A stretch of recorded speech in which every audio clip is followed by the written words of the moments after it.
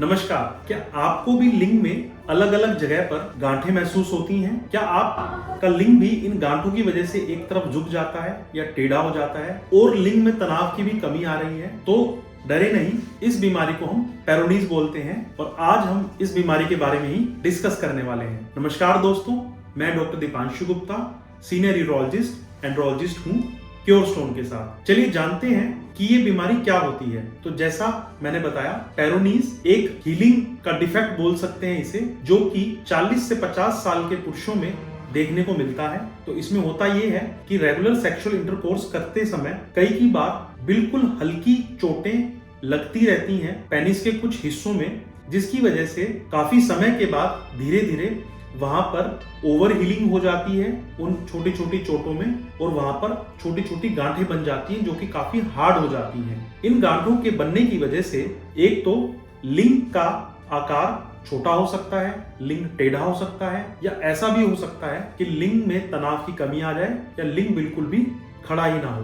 तो इसे हम पेरोनीज डिजीज बोलते हैं। अब जानते हैं कि कैसे हम इसका पता लगा सकते हैं। तो पेरोनीज डिजीज के लिए सबसे पहले तो हम पेनिस को चेक करते हैं, उसको छूकर चेक करते हैं कि वो गांठ कहाँ पर है। साथ ही साथ हम एक कलर डॉपलर करा सकते हैं लिंग की इरेक्शन को देखने के लिए और ये देखने के लिए कि लिंग में तनाव कैसा है और कहाँ पर ये गांठें बनी हुई हैं। इस बीमारी में 2 चरण होते हैं। जब ये बीमारी शुरू होती है तो मरीजों को उस एरिया में हल्का हल्का सा दर्द महसूस होता है, या तो वो हर समय रह सकता है या फिर वो इरेक्शन के समय पर भी आ सकता है। तो इसकी वजह से मरीजों को शुरुआत में दर्द रह सकता है, लेकिन जैसे जैसे बीमारी मैच्योर करती है, जैसे जैसे थोड़ा समय गुजरता है, तो वो देखेंगे कि जो ये गांठें हैं ये और कड़क हो गई हैं, हार्ड हो गई हैं और इनमें दर्द चला गया है और कई बार लिंग में टेढ़ापन आ गया है। तो ये 2 इसमें चरण होते हैं।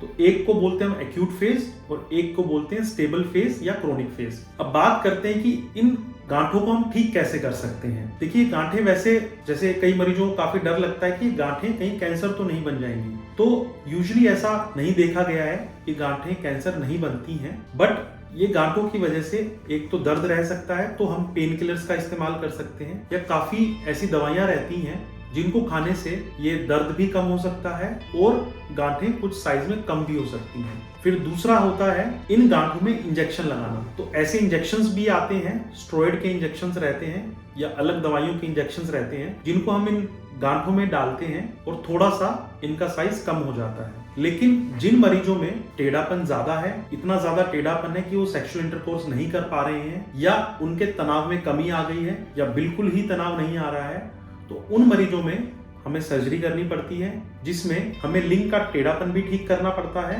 अगर वो तनाव की कमी से ग्रसित हैं तो उसमें हमें पिनाइल इम्प्लांट भी डालना पड़ता है। तो ये छोटे से प्रोसीजर से हम पेरोनीज डिजीज को ठीक कर सकते हैं। ऐसी ही और वीडियोस को देखने के लिए मेरे चैनल को सब्सक्राइब करें, क्योंकि हम मेंस हेल्थ पर बात करते हैं और ये सबसे ज्यादा निग्लेक्टेड टॉपिक है।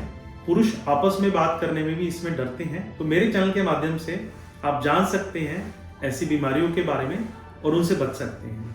सब्सक्राइब जरूर करें। धन्यवाद।